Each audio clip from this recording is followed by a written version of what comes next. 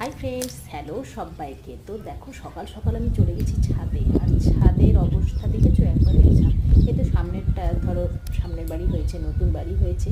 তো চারিদিকটা দেখো কেমন ঘন কুয়াশাতে একদম ভরে গেছে। চারিদিক কী অবস্থা, এত ঠান্ডা। আর বাতাস দিচ্ছে দেখেছো কেমন আওয়াজ, একবারে শঁ শঁ করে আওয়াজ হচ্ছে।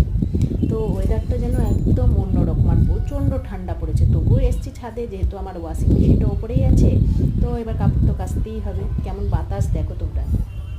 তো তোমরা যেখানে যেখানে আছো, তোমাদের ওয়েদারগুলো কি এরকমই?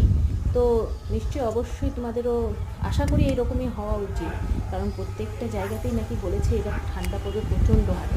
তো সেই রকমই। আর গাছের অবস্থা দেখো কী অবস্থা, কুয়াশাতে সমস্ত গাছ যেন কেমন হয়ে গেছে। মানে এরা এত সুন্দর খিলখিলিয়ে হাসে, আর তার মধ্যে যদি এরকম হয়ে যায় দশা, তাহলে কী অবস্থা হয় বলো তো। তো যাই হোক, সবাই ভালো থেকো, সুস্থ থেকো। আর এই দেখো, আমার কমলা লেবুটা এখনও পাকেনি। তো আজকের মতন এইটুকু।